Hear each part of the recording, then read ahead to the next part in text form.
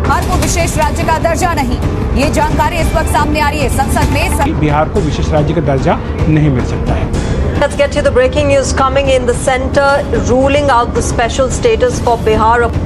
सड़क से लेकर संसद तक बिहार विशेष राज्य का दर्जा लेके रहेंगे। बिहार के सीएम नीतीश कुमार जी बार बार इसकी मांग करते रहे कि बिहार को स्पेशल राज्य का दर्जा दो, बिहार को स्पेशल कैटेगरी में डालो, लेकिन एनडीए गवर्नमेंट ने उसको बार बार डिनाइड किया। और अब एनडीए गवर्नमेंट ने यानी बीजेपी गवर्नमेंट यानी मोदी सरकार ने सीधा सीधा लिखित में क्लियरली मेंशन कर दिया पार्लियामेंट में कि अब बिहार को स्पेशल राज्य का दर्जा नहीं मिल सकता और नहीं देंगे। लेकिन आखिर ये क्या है स्पेशल राज्य का दर्जा? स्पेशल राज्य के दर्जे में से क्या बेनिफिट्स हैं जो अदर स्टेट्स को नहीं मिलते हैं? बिहार इन सभी बेनिफिट्स की डिमांड कर रहा है। अगर बिहार को स्पेशल राज्य का दर्जा नहीं मिलता है तो क्या अगला एक्शन होगा नीतीश कुमार का? क्या एनडीए गवर्नमेंट को छोड़ के इंडिया गठबंधन की सरकार बनाएंगे सेंट्रल में? अगर बिहार को स्पेशल राज्य का दर्जा नहीं दिया जाता है तो मोदी गवर्नमेंट को या मोदी जी को क्या स्पेशली इसका खामियाजा भुगतना पड़ेगा? और आखिर क्यों मोदी जी ने क्लियरली ये मेंशन करा दिया कि बिहार को स्पेशल राज्य का दर्जा नहीं दे सकते हैं? बिहार के लोगों की उम्मीद टूटी है और उम्मीद नहीं उनकी आशाएं टूटी हैं। और नीतीश कुमार जी ने कई बार पलटी मारी है ओनली इसलिए क्योंकि उनको बिहार में स्पेशल राज्य का दर्जा चाहिए था। लेकिन अगर वो भी नहीं मिला तो बिहार में फिर से पलटी मार सकते हैं नीतीश कुमार जी। अगर मार सकते हैं तो क्या उनका डिसीजन रहेगा अगला? आइए बात करते हैं। नमस्कार दोस्तों, मेरा नाम है रंजीत आर्य और आप देख रहे हैं रंजीत आर्य शो। तो सबसे पहले आपसे एक रिक्वेस्ट है कि आप लोग वीडियो को लाइक कर लीजिए एंड चैनल को सब्सक्राइब कर लीजिए। अगर फेसबुक और इंस्टाग्राम पर देख रहे हो तो मुझे फॉलो कर लीजिए क्योंकि आपको ऐसी ही वीडियोस देखने को मिलती रहेंगी। तो इस मानसून सेशन के दौरान state union finance minister Pankaj Chaudhary ने सीधा क्लियरली मेंशन कर दिया कि बिहार को स्पेशल राज्य का दर्जा नहीं दे सकते। अब क्यों नहीं दे सकते हैं, बात करते हैं, इन सभी टॉपिक पर चलते हैं। तो सबसे पहले सवाल तो ये उठता है कि स्पेशल कैटेगरी का दर्जा क्या है, यानी इसमें क्या क्या बेनिफिट्स होते हैं और क्या है ये, आखिर में ये है क्या? इसको जो प्रोवाइड किया जाता है वो 1969 की 5th फाइनेंस कमीशन के रिकमेंडेशन पर प्रोवाइड किया जाता है किसी भी राज्य को, और जो राज्य सोशली, इकोनॉमिकली और साथ में जियोग्राफिकली बैकवर्ड होता है। सबसे पहले 1969 में 3 राज्यों को स्पेशल कैटेगरी का दर्जा दिया गया था, यानी जम्मू कश्मीर, असम और साथ में नागालैंड।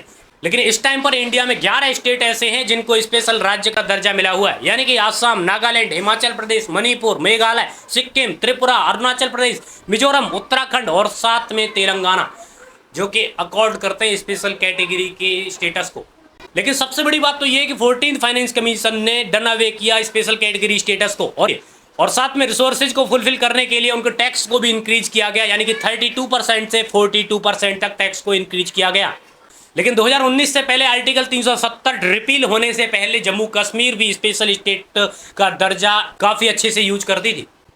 लेकिन सवाल ये उठता है कि स्पेशल राज्य का जो दर्जा दिया जाता है वो किस पैरामीटर्स के अनुसार दिया जाता है? फर्स्ट तो हिली एरियाज को दिया जाता है, सेकंड लो पॉपुलेशन डेंसिटी है या फिर ट्राइबल पॉपुलेशन होती है जिसको डेवलपमेंट के लिए उसको प्रोवाइड किया जाता है। थर्ड है strategic location along borders with neighbour countries, और साथ ही जो भी राज्य इकोनॉमिकली, ज्योग्राफिकली और साथ में सोशली पिछड़े होते हैं उन सभी राज्यों को स्पेशल कैटेगरी का दर्जा दिया जाता है। लेकिन सवाल अब ये उठता है कि स्पेशल कैटेगरी का दर्जा देने के बाद इन राज्यों को क्या क्या बेनिफिट्स प्रोवाइड किया जाता है सेंट्रल गवर्नमेंट के द्वारा। तो सबसे पहले तो सेंट्रली स्पॉन्सर्ड स्कीम, यानी कि उसमें 90% फंड जो है प्रोवाइड किया जाता है सेंट्रल गवर्नमेंट के द्वारा किसी भी स्टेट को, जिस स्टेट को भी स्पेशल कैटेगरी का दर्जा प्रोवाइड कर दिया जाता है। वही अदर स्टेट को सेंट्रल गवर्नमेंट के द्वारा 60% से 75% ही प्रोवाइड किया जाता है। जब स्पेशल कैटेगरी की स्टेट्स को 90% फंड सेंट्रल गवर्नमेंट प्रोवाइड कराती है, वही 10% जो स्टेट गवर्नमेंट प्रोवाइड कराती है। उस फंड में से अनस्पेंड मनी जो भी बचता है उसको जो है बचा के रखा जाता है अगले साल के लिए, अगले फाइनेंशियल ईयर के लिए, जो कि स्पेशल राज्य के दर्जे को रखा जाता है। और साथ में स्पेशल कैटेगरी स्टेट को सिग्निफिकेंट कंसेशंस भी प्रोवाइड किए जाते हैं, यानी उन स्टेट्स के एक्सरसाइज और कस्टम ड्यूटीज और साथ में इनकम टैक्स और कॉर्पोरेट टैक्स को भी बचा करके रखा जाता है, यानी उन टैक्स को डिक्रीज कर दिया जाता है। वही 30% सेंट्रल ग्रॉस बजट में भी स्पेशल कैटेगरी को भी रखा जाता है। लेकिन अब सवाल ये उठता है कि सेंट्रल गवर्नमेंट इसको कैंसिल क्यों कर रही है, क्यों स्पेशल राज्य का दर्जा बिहार को नहीं दे रही है? इसका सबसे बड़ा दिक्कत क्या है? तो सबसे बड़ी दिक्कत ये होती है कि इसमें बर्डन इंक्रीज हो जाता है सेंट्रल फाइनेंस कमीशन पर, यानी कि सेंट्रल फाइनेंस कमीशन कब तक किस किस राज्य को ऐसे जो है स्पेशल कैटेगरीज में डालकर उनको जो है प्रोवाइड कराती रहेगी, कब तक करती रहेगी इनके लिए? जब 14th फाइनेंस कमीशन ने सीधा क्लियरली मेंशन कर दिया था कि उस टाइम पर स्टेट को किसी भी राज्य को स्पेशल कैटेगरी का दर्जा नहीं दिया जाएगा, लेकिन तब भी बिहार के CM Nitish Kumar ji special category के दर्जे की मांग उठाते रहे और स्पेशल कैटेगरी के लिए वो बार बार लड़ते रहे।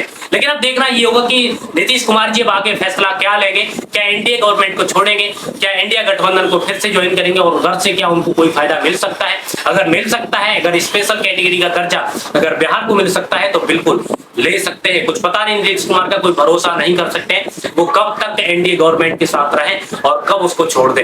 वैसे आप लोग को क्या लगता है कमेंट बॉक्स में जरूर बताना। मुझे फॉलो एंड सब्सक्राइब जरूर कर लेना। अगर आप लोग वीडियो को पहली बार देख रहे हैं तो वीडियो को लाइक कर लेना, चैनल को सब्सक्राइब कर लेना और साथ में अगर फेसबुक या फिर इंस्टाग्राम पर देख रहे हैं तो मुझे फॉलो जरूर करना। और वैसे आपका क्या सजेशन है कमेंट बॉक्स में जरूर बताना। कोई भी क्वेरी है तो आप लोग कमेंट बॉक्स में पूछ सकते हैं। मिलते हैं नेक्स्ट वीडियो में, तब तक के लिए जय हिंद, जय भारत, वंदे मातरम।